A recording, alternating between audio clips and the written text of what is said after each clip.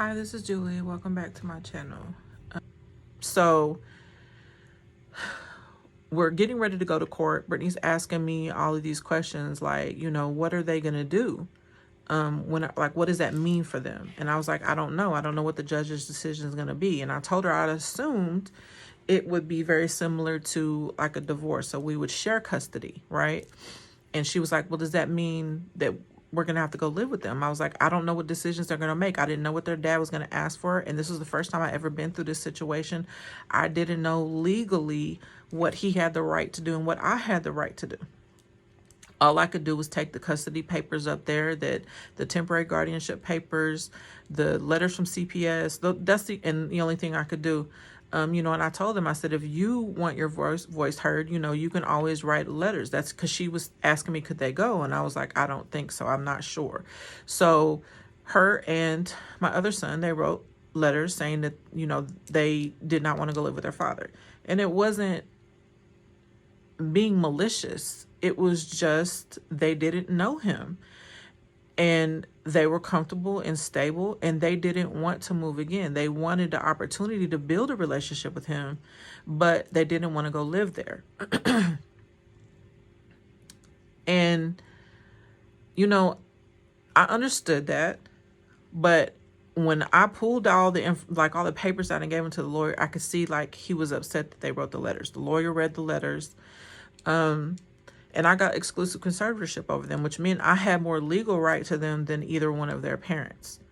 The lady was telling him, because he had child support ordered with her, and she put retro child support on him, which means that, and I'm going to have to break this up. This is going to be a super long video. I'm so sorry. It's probably going to be a bunch of parts.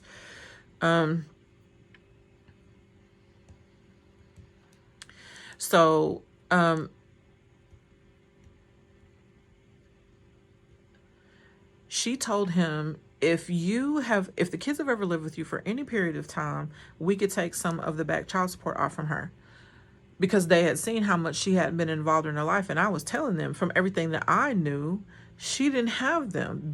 Even before they came to my house, they would just be kind of from pillar to post. She would drop them off with strangers, drop them off with just various people, because that's just the way she moved. Even the people at CPS told me that that was kind of her pattern, not to be surprised if she came back and tried to get them. So when CPS got involved, and Brittany had called, she didn't want to go back with her mother. She was tired of living like that. She wanted some stability in her life and for her brothers as well. So when that happened, it changed things for them. But when we were there, I allowed him to, he kind of looked at me like, can I say something? And I was like, and then when I got involved, and, the hospital would have to call me every single time that they needed to do something and get authorization from me. The hospital she was at was very close to my job, like buildings over. I work at a school. So, her father was there, and the girls that she was living with. And, they got into it, her and her father, while she was at the hospital. And he calls me and tells me that she cursed him out. And I was like, that doesn't sound like her. Like, she may do a lot of things, and she may say some stuff behind your back, but she's not going to be disrespectful to your face. And I told him, when he was telling me what the message said, I was like, that sounds like her girlfriend. That didn't sound like her. And he said he didn't care, because it meant that she allowed her to text that from her phone. So he blocked her, and he said he wasn't going to put up with that. My thing was, at the time, like, she's 17. She's fighting for her life. Like, I'm sure she's emotional. It has to be rough, and the hospital asked me if I wanted him to be able to have access to information, was okay with him being there. And I was like, absolutely. Even if she doesn't want me there right now, that's fine. I can get information. They were calling me. I knew what was going on with her. So I didn't want to cause her any stress, because cancer is not a joke, clearly. And I just didn't want to add to, because I know stress, it affects your health. So I left it the way it was.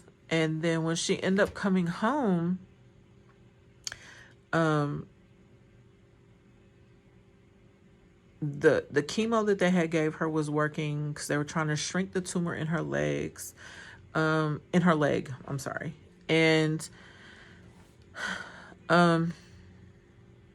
she ends up having to have surgery in September, and so this went from 18 to 19 to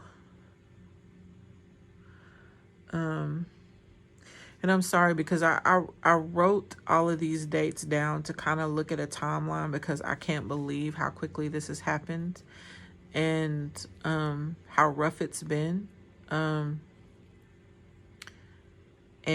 my heart goes out to anyone who has a child with cancer, who's dealing with this. We lost a coworker at the beginning of the year to cancer, and you know, I really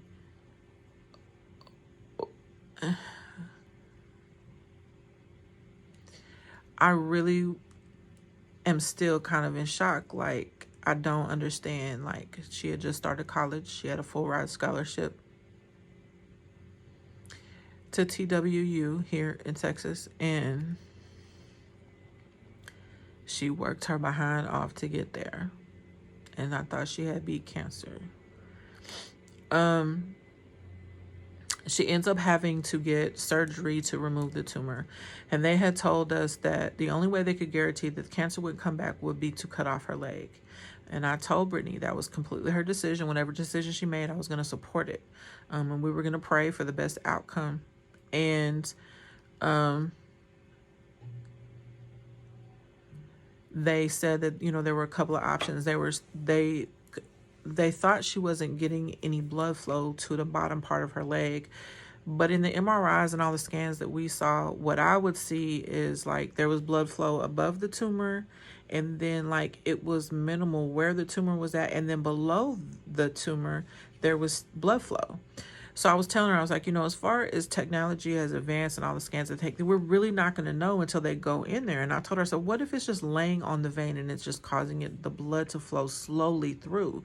Because there's so many doctors that you have to see. You know, you have your oncologist and a pulmonologist and a vascular surgeon, the surgeon, or the orthopedics. Like, it was just so many people involved in this.